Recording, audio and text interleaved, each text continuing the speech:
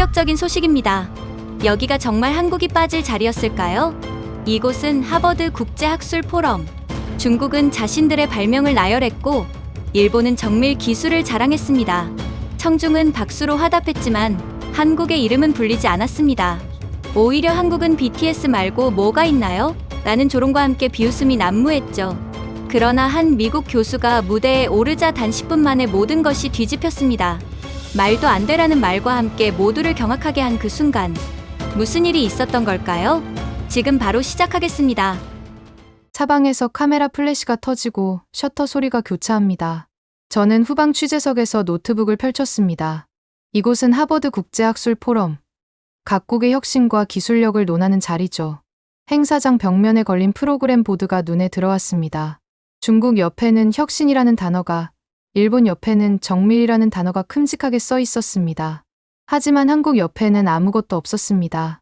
그저 해당 없음이라는 의미의 NA만 적혀 있을 뿐이었죠. 제 가슴이 묘하게 조여왔습니다. 이번에도 한국은 이름조차 올리지 못했군요. 키보드를 두드리며 임시 제목을 입력했습니다. 또 비켜선 자리, 한국. 손가락이 흐르듯 움직이는 동안 마음속에서는 분노와 서러움이 교차했어요. 국제부 기자로 10년을 일했지만 이런 상황은 여전히 익숙해지지 않았습니다. 사회자가 마이크를 잡았습니다. 오늘 우리는 아시아의 혁신 주역들에 대해 논의하겠습니다. 청중석에서 누군가 목소리를 높였습니다. 한국은요? BTS 말고 뭐가 있나요? 웃음소리가 홀을 채웠습니다. 비웃음이었죠. 저는 타이핑을 멈추고 고개를 들었습니다. 그 웃음소리가 제 귓가를 파고들었습니다. 문득 2년 전 공항 로비에서 아버지가 하셨던 말이 떠올랐습니다. 한국은 늘 위기 속에 살아온 나라다. 당시에는 그 말이 패배의 문장처럼 들렸습니다. 한숨과 함께 되뇌던 그 말이 지금 이 순간 다시금 제 가슴을 짓눌렀죠. 저는 이 포럼을 취재하기 위해 보스턴까지 날아왔습니다. 하지만 한국에 대한 언급은 없었습니다. 단지 웃음거리로만 등장했을 뿐이죠. 키보드 위에서 제 손가락이 불안하게 떨렸습니다. 주변에서는 중국과 일본의 발표를 기대하는 목소리로 가득했어요. 중국의 혁신은 오지부터 태양광 패널까지 전방위적입니다. 사회자의 말에 청중이 고개를 끄덕였습니다. 일본의 정밀 기술은 여전히 세계 최고 수준이죠. 또 다른 맞장구가 이어졌습니다. 저는 노트북 화면만 바라보며 묵묵히 타이핑했습니다. 손가락은 움직였지만 마음은 무거웠습니다. 웃음소리가 타이핑 소리 위로 덮쳐왔습니다. BTS 말고 뭐가 있나요? 그 질문이 메아리처럼 반복됐습니다. 제 눈앞의 화면에서 커서가 규칙적으로 깜빡였습니다. 그 깜빡임 속에서 한국의 부재를 보는 듯했습니다. 행사장은 화려한 조명 아래 빛났지만 제 마음은 어둠 속에 있었습니다. 노트북 키보드 위에서 손가락을 멈추고 잠시 생각에 잠겼습니다. 우리는 늘 여기에 없었나요? 하버드의 포럼에서, 세계의 무대에서 우리의 자리는 늘 비어 있었던 걸까요? 사회자가 다시 마이크를 들었습니다. 첫 번째 발표를 시작하겠습니다. 저는 깊은 숨을 들이마셨습니다. 오늘도 한국은 없군요. 제 손가락이 다시 키보드 위에서 움직이기 시작했습니다. 우리나라가 또다시 세계 무대에서 배제되는 순간을 기록해야 하는 운명이 저를 무겁게 짓눌렀습니다. 갑자기 노트북 화면에 편집국 메시지가 팝업되었습니다. 30분 내 초안본에 헤드라인은 Core is missing C2. 시간이 없었습니다. 마감 시간은 벌써 코앞으로 다가왔고 제 기사는 아직 형체도 갖추지 못했습니다. 손가락으로 헤어라인을 몇 번 쓰다 지우기를 반복했습니다. 데드라인이 목을 조여오는 느낌이었죠. 그때 행사장 복도에서 익숙한 얼굴이 보였습니다. 민서, 하버드에서 박사 후 연구원으로 일하는 지인이었습니다. 인터뷰 약속을 잡았던 사람이죠. 민서의 눈시울이 붉어 보였습니다. 저는 자리에서 일어나 그쪽으로 걸어갔습니다. 민서, 괜찮아요? 제가 물었습니다. 민서는 고개를 저었습니다. 발표 순서에서 한국이 빠졌어요. 제가 제출한 자료가 있었는데 그녀의 목소리가 떨렸습니다. 무슨 이유로 빠진 거죠? 제 심장이 빠르게 뛰었습니다. 충분히 혁신적이지 않다는 이유였대요.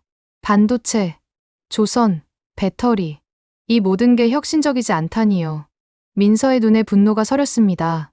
무대에서는 중국 대표의 발표가 진행 중이었습니다.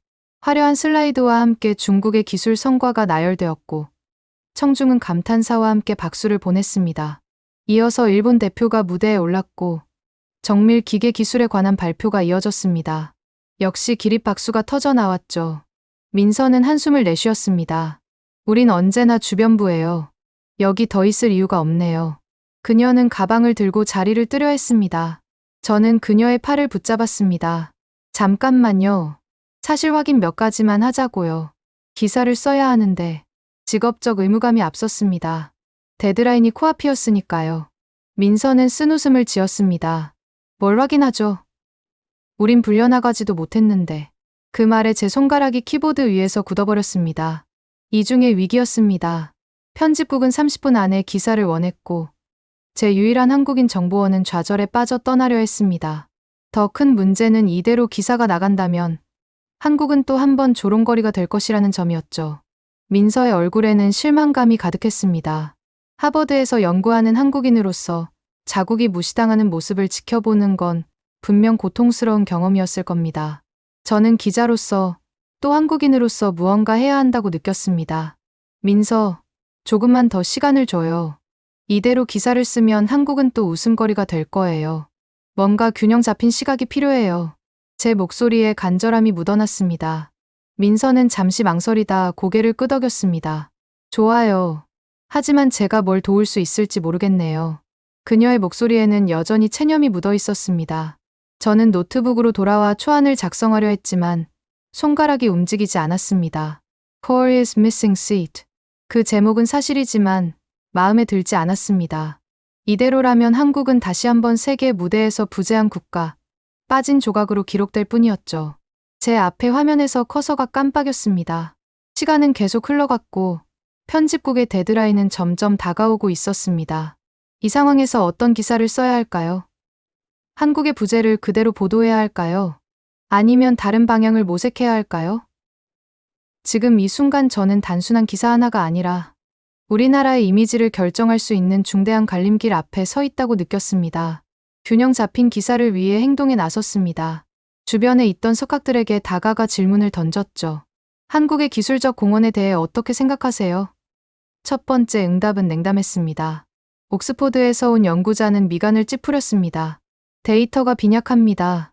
논문 수나 특허 인용도가 중국, 일본에 비해 현저히 낮죠. 그는 이렇게 말하고 등을 돌렸습니다. 저는 포기하지 않고 다른 학자에게 다가갔습니다. MIT에서 온 교수였죠. 한국의 반도체 산업은 어떻게 평가하세요? 그는 어깨를 으쓱했습니다. 글쎄요. 대만과 일본의 그림자 속에서 따라잡기만 하는 듯한데요. 논문감은 아닙니다. 또 다른 냉소적 답변이었습니다. 세 번째, 네 번째, 응답은 비슷했습니다. 한국에 대한 인식은 겉보기에 화려한 K-팝과 깊이 없는 기술의 나라였습니다. 제 가슴이 무거워졌습니다. 탐색하고 거절당하고 다시 탐색하고 또 거절당하는 루프가 반복되었습니다. 독일 기자 안나를 만났을 때 희망이 생겼습니다.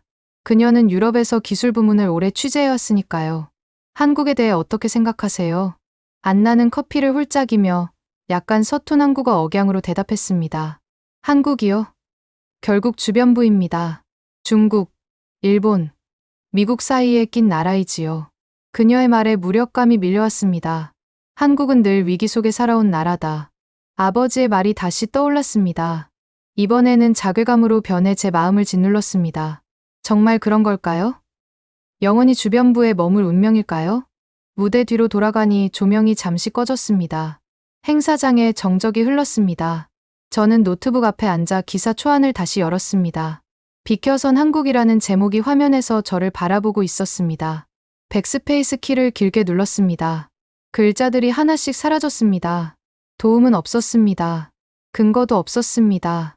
저는 무력감에 눌려 키보드를 바라봤습니다. 편집국 데드라인은 10분 남았고 제 기사는 제목조차 정하지 못했습니다. 민서가 다가와 어깨에 손을 얹었습니다. 어떻게 됐어요? 고개를 저었습니다. 균형 잡힌 시각을 찾으려 했지만 모두가 한국을 주변부로만 봐요. 제 목소리에는 체념이 묻어났습니다. 민서의 눈에 실망감이 깃들었습니다. 역시 그렇군요. 제가 뭐라고 했죠? 우린 여기서 빠진 조각일 뿐이에요. 그녀는 한숨을 내쉬었습니다. 무대에서는 발표가 모두 끝난 상태였습니다. 사회자가 마무리 발언을 준비하는 듯 했습니다. 저는 초안으로 돌아가 마지막으로 시도했습니다. 한국, 세계 무대에서의 존재감은 이라고 썼다가 지웠습니다. 어떤 제목도 적절해 보이지 않았습니다. 팽팽한 침묵이 흘렀습니다. 민서는 자리로 돌아갔지만 제 마음은 여전히 복잡했습니다. 한국의 부재를 그대로 전하는 기사는 쓰고 싶지 않았습니다. 하지만 그 외에 어떤 이야기를 할 수 있을까요? 진실을 왜곡할 수는 없는 노릇이었습니다. 기자로서의 양심과 한국인으로서의 자존심이 충돌하는 순간이었습니다. 그 순간 청중의 소음이 가라앉았습니다.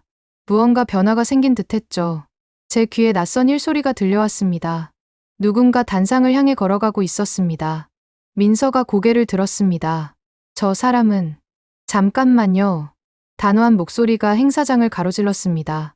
로웰 교수, 하버드의 저명한 역사학자가 무대 위로 걸어 올라갔습니다. 그의 발걸음에서 결연함이 느껴졌습니다. 청중이 의아한 표정으로 바라보는 가운데 로웰 교수는 노트북에 USB를 삽입했습니다. 제 심장이 빠르게 뛰기 시작했습니다. 이게 무슨 상황인지 파악할 수 없었지만 무언가 중요한 일이 일어나려 한다는 직감이 들었습니다. 사람들의 수군거림이 행사장을 채웠습니다. 크린의 첫 이미지가 나타났습니다. 거북선 설계도였습니다. 세밀한 구조와 계산이 담긴 도면이었죠. 청중의 수군거림이 커졌습니다. 이어서 일본 측 원사료가 등장했습니다. 철갑 괴물선이라는 표현이 눈에 띄었습니다. 로웰 교수가 입을 열었습니다. 그는 약간 어색한 발음으로 한국어를 섞어 말했습니다. 안녕하세요. 한국을 빼고 동아시아를 말하긴 어렵습니다. 그의 목소리는 차분했지만 확신에 찬 울림이 있었습니다. 16세기 세계 최초의 장갑함인 거북선을 설계하고 제작한 나라입니다. 청중 속에서 웃음소리가 멈추었습니다. 이제는 연필이 종이 위를 긁는 소리만 들렸습니다. 모두가 필기하기 시작한 것이죠. 저는 숨을 죽이고 로웰 교수의 말을 경청했습니다. 이 설계도를 보십시오. 각도 장갑의 계산, 사거리 분석, 조류와 바람의 변수까지 고려했습니다. 16세기에 이런 과학적 접근법이 있었다는 것은 놀라운 일입니다. 로웰 교수는 화면을 넘겼습니다. 제 눈이 커졌습니다. 머릿속의 생각들이 빠르게 재배열되었습니다. 로웰 교수가 말하는 한국은 제가 알던 한국과 달랐습니다. 웃음거리가 아닌 혁신의 역사를 가진 나라였습니다. 기사 제목 칸이 비어버렸습니다. 아무 생각이 떠오르지 않았습니다. 모니터 커서가 깜빡이는 것만 보였습니다. 주변에서 누군가 탄식했습니다. 말도 안 돼. 그 말이 처음으로 조롱이 아닌 경악으로 들렸습니다. 로웰 교수는 계속해서 이미지를 넘겼습니다. 이 전통이 끊어지지 않았습니다. 현대 한국의 조선 기술을 보십시오. 울산의 LNG선 제조 라인 사진이 등장했습니다. 세계 고부가 가치 선박 시장에서 한국의 점유율은 압도적입니다. 2024년 기준 LNG선 세계 발주량의 약 70%가 한국 조선소에서 건조되고 있습니다. 저는 민서를 바라보았습니다. 그녀의 눈에 눈물이 맺혔습니다. 하지만 그것은 실망의 눈물이 아니었습니다. 자부심의 눈물이었죠. 저도 모르게 가슴이 뜨거워졌습니다. 더 놀라운 것은 한국의 위기 극복 능력입니다. 로웰 교수의 말이 이어졌습니다. 1997년 IMF 위기 당시 대부분의 국가들이 긴축에 들어갔지만 한국은 반도체 분야의 역주행 투자를 단행했습니다. 그 결과가 오늘날의 메모리 반도체 시장 지배로 이어졌습니다. 삼성전자는 DRAM 시장의 약 45%, NAND 플래시 시장의 약 35%를 점유하고 있습니다. 청중 속에서 웅성거림이 커져갔습니다. 그것은 혼란과 놀라움이 뒤섞인 소리였습니다. 제 손가락이 키보드 위에서 움직이기 시작했습니다. 이번에는 망설임 없이 타이핑했습니다. 한국, 위기에서 과학을 길어 올린 민족. 새로운 제목이 화면에 떠올랐습니다. 제 마음속에 무언가가 확 바뀌는 느낌이 들었습니다. 아버지의 말이 다른 의미로 다가왔습니다. 한국은 늘 위기 속에 살아온 나라다. 그것은 패배의 문장이 아니었습니다. 살아남음의, 극복의 문장이었습니다. 로웰 교수는 마지막 슬라이드를 보여주었습니다. 손상된 미해군 함정이 한국 도크에 입항하는 사진이었습니다. 2017년 미국 해군 이지스함 피츠제럴드 충돌 사고 이후 미 해군조차 가장 복잡한 수리를 한국 기술에 의존합니다. 이것이 과학적 전통의 힘입니다. 로웰 교수의 프레젠테이션은 계속되었습니다. 그는 거북선의 각도 장갑에 대해 더 자세히 설명했습니다. 이 설계를 보십시오. 화살과 총탄의 각도별 관통력을 계산하고 최적의 방어각을 도출했습니다. 사거리 계산은 물론 조류와 바람 변수까지 고려한 16세기의 과학적 사고입니다. 이순신 제독의 일기에서는 이러한 과학적 접근법이 상세히 기록되어 있습니다. 저는 노트북에 빠르게 기록했습니다. 제 손가락은 이제 주저함 없이 움직였습니다. 이것은 단순한 역사적 사실을 넘어 한국의 과학적 전통을 보여주는 증거였습니다. 한 번의 우연한 발명이 아니라 일관된 과학적 방법론의 증거였죠. 로엘 교수는 화면을 넘겨 현대로 연결했습니다. 이 전통은 오늘날 울산의 LNG선 생산 라인으로 이어집니다. 거대한 조선소 항공사진이 나타났습니다. 세계 고부가 가치 선박 시장의 70% 이상을 한국이 점유하고 있습니다. 단순한 배가 아닌 바다 위의 첨단 플랜트라 할 수 있죠. 현대중공업, 삼성중공업, 대우조선해양은 세계 조선 기술을 선도하고 있습니다. 청중들이 고개를 끄덕였습니다. 더 이상 웃음소리는 들리지 않았습니다. 대신 진지한 표정으로 필기하는 학자들이 보였습니다. 저는 민서를 바라보았습니다. 그녀의 얼굴에는 미소가 번졌습니다. 로엘 교수는 이어서 충격적인 사진 한 장을 보여주었습니다. 심하게 손상된 미해군 함정이었습니다. 2017년 미해군 이지산 피츠제럴드호가 충돌 사고로 크게 손상되었을 때 미해군은 함정을 어디로 보냈을까요? 미국 자국 내 수리소가 아니었습니다. 잠시 침묵이 흘렀습니다. 한국의 도크로 보냈습니다. 자국 내 수리가 불가능했기 때문이죠.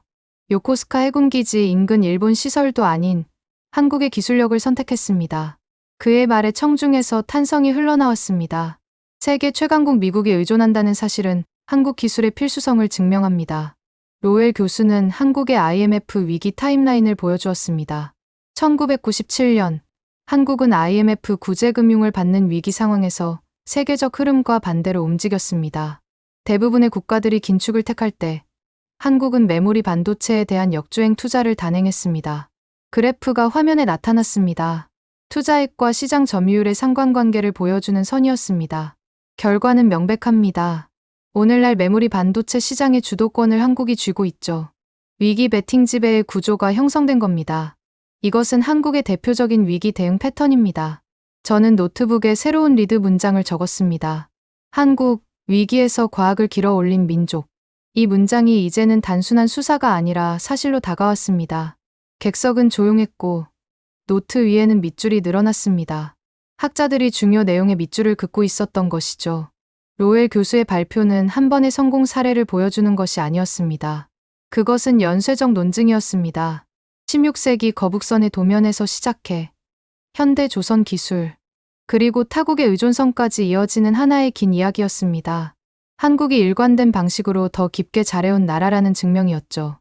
특히 충격적이었던 것은 미국이 의존한다는 역설적 권위였습니다. 세계 최강국이 한국 기술에 의존한다는 사실은 그 어떤 학술 논문보다 강력한 증거였습니다. 로엘 교수는 이어서 문화적 측면도 소개했습니다. 한국의 기술 혁신은 문화적 측면에서도 특별합니다. 한글 창제는 15세기 세계에서 가장 과학적인 문자 체계를 만들어낸 언어 혁신이었습니다. 소리의 물리학적 원리에 기반해 설계된 유일한 문자죠.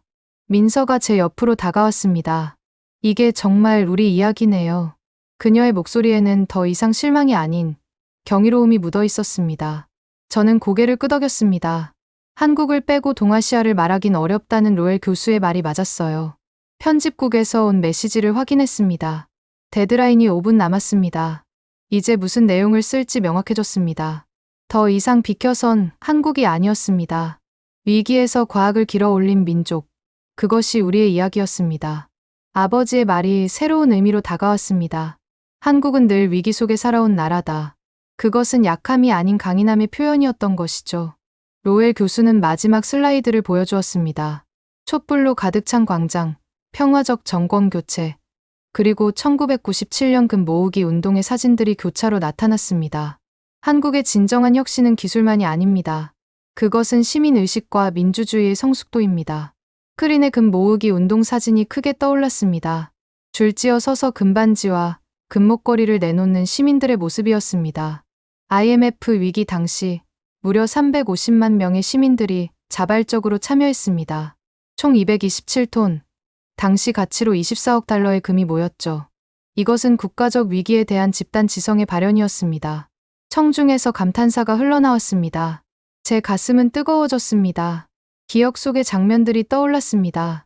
어머니가 결혼반지를 내놓던 날, 아버지의 눈시울이 붉어졌던 그 순간, 당시 저는 어렸지만 그 광경을 잊지 못했습니다. 로엘 교수는 계속했습니다. 2016년 촛불혁명을 보십시오.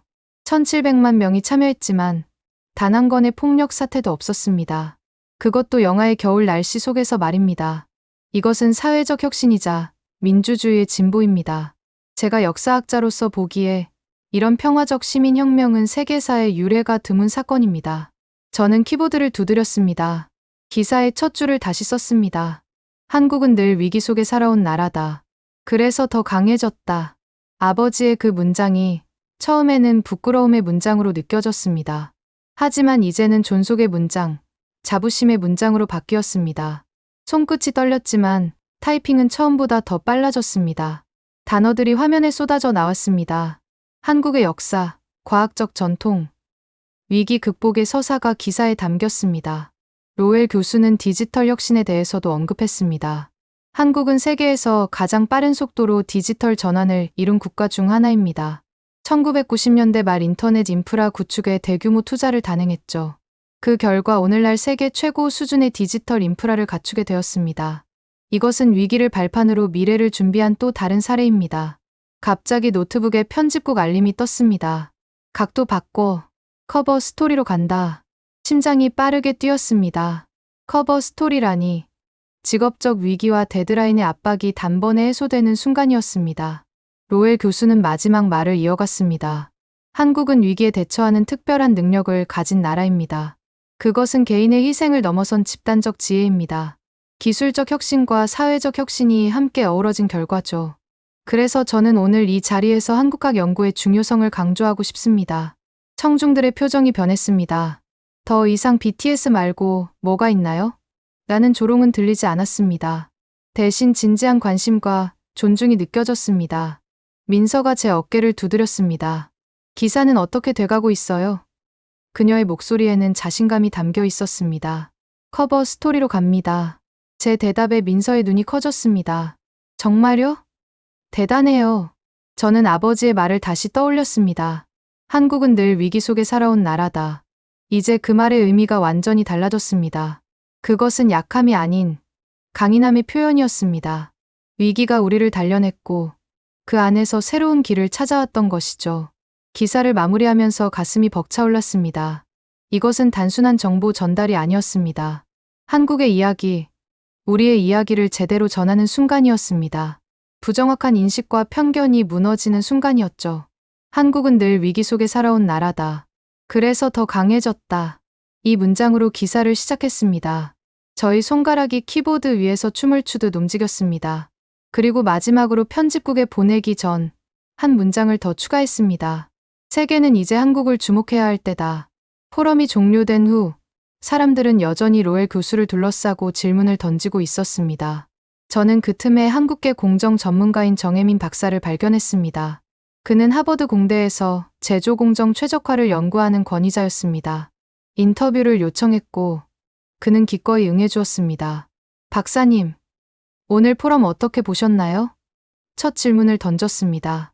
정혜민 박사는 미소를 지었습니다. 로엘 교수가 우리 이야기를 참 잘해주셨어요. 사실 우리도 몰랐던 부분이 있었죠. 한국인들은 자신의 역사와 성취를 과소평가하는 경향이 있거든요.